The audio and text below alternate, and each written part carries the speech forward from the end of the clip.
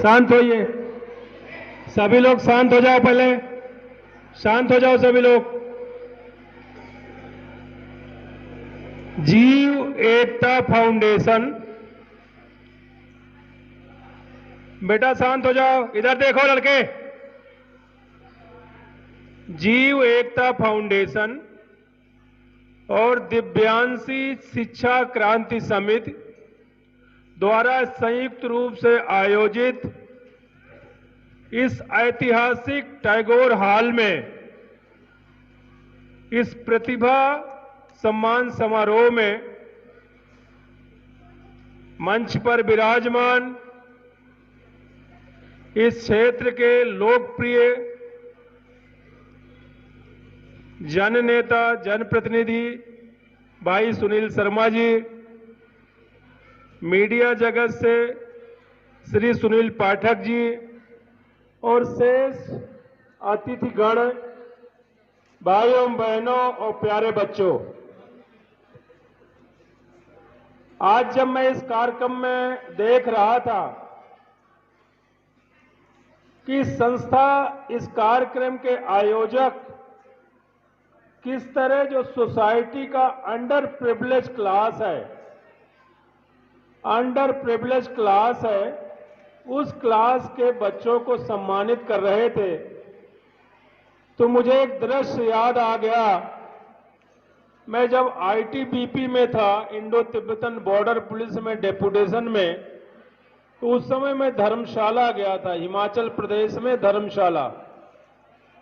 तो पहाड़ों पे जो रोड बनाती है संस्था, बॉर्डर रोड ऑर्गेनाइजेशन बीआरओ बहुत बड़ी तादाद में मजदूर लाती है झारखंड और छत्तीसगढ़ से, और वो मजदूर 10 महीने, 8 महीने, 12 महीने, 11 महीने वहां पहाड़ों में जहां कंस्ट्रक्शन साइट है वहीं कैंप करते हैं। दिन भर वो अपनी कैंप साइट से 50 किलोमीटर, 20 किलोमीटर दूर रोड बनाने जाते हैं और उनके बच्चे पीछे छूट जाते हैं और वो बच्चे धूल में खेलते रहते थे।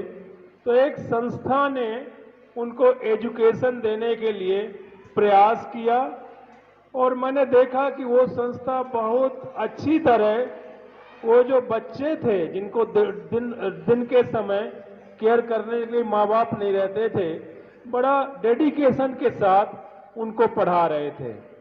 यह जब मैंने दिल्ली में था तो मैंने देखा कि वहाँ जो फ्लाईओवर बन रहा है या दूसरे जो बड़े बड़े कंस्ट्रक्शन साइट्स हैं, वहाँ भी बाहर के मजदूर आते हैं, कैंप करते हैं, क्योंकि माँ बाप काम करते रहते हैं। उनके बच्चों को पढ़ाने के लिए, केयर करने के लिए ना तो कोई वहाँ पे स्कूल था, कोई फॉर्मल सिस्टम था, वहाँ भी कई एनजीओ लोग काम कर रहे थे। इस कार्यक्रम में आने का जब मुझे निमंत्रण मिला और उन्होंने बताया कि हम जो अंडर प्रिविलेज बच्चे हैं उनके बीच काम करते हैं, तो मैं आने के लिए तैयार हुआ। और आज ये जिस तरह बता रहे थे, मुझे जान के खुशी हुई कि जो लोग मार्जिन पे हैं, स्लम डवेलर्स हैं, झुग्गी झोपड़ियों में रह रहे हैं और जिनको अच्छी एजुकेशन, क्वालिटी एजुकेशन तक एक्सेस नहीं है, उनके बीच ये बड़े डेडिकेशन के साथ काम कर रहे हैं, बच्चों को पढ़ा रहे हैं और यही नहीं, उनको आगे बढ़ने के लिए प्रेरणा दे रहे हैं। आज जिस तरह से जो टैलेंटेड छात्र हैं उनको सम्मानित किया गया, पुरस्कार दिए गए और कुछ बच्चियां, जब मैं देख रहा था, इंग्लिश में बोल रही थी। ये बहुत अच्छी बात है, लेकिन मैं एक बात बता दूं, जो हमारी बेसिक एजुकेशन है उसमें ये तो जरूरी है कि बच्चे को लैंग्वेज, मैथमेटिक्स, इन बातों की साइंस शिक्षा दी जाए, लेकिन हमारी जो परंपरागत शिक्षा है, मूल्य है, उनको भी बताया जाना बहुत जरूरी है। जरूरी नहीं कि हम सिर्फ इंग्लिश एजुकेशन लें और इंग्लिश बोलना सीख जाएं, जरूरी है, लेकिन हमारा जो संस्कृति है उसके बारे में भी जानकारी होनी बहुत जरूरी है। अभी मैं घूम घूम करके पूरे अंचल में भागवत गीता पढ़ने के लिए लोगों को प्रोत्साहित कर रहा हूं।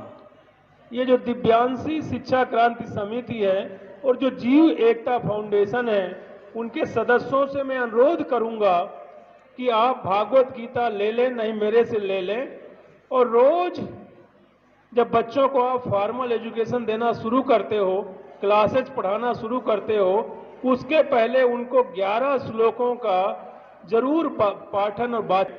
श्रमदान करने गया था, मैंने एक परंपरा शुरू की है कि हर महीने के पहले रविवार को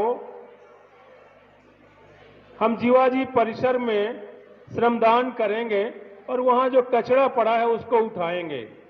मैंने बोला कचरा उठाने के बाद, श्रमदान के बाद, कि आखिर यहां कचरा आया कैसे।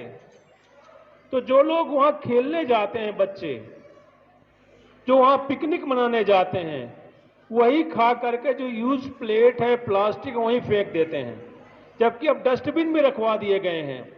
वो डस्टबिन में क्यों नहीं डालते?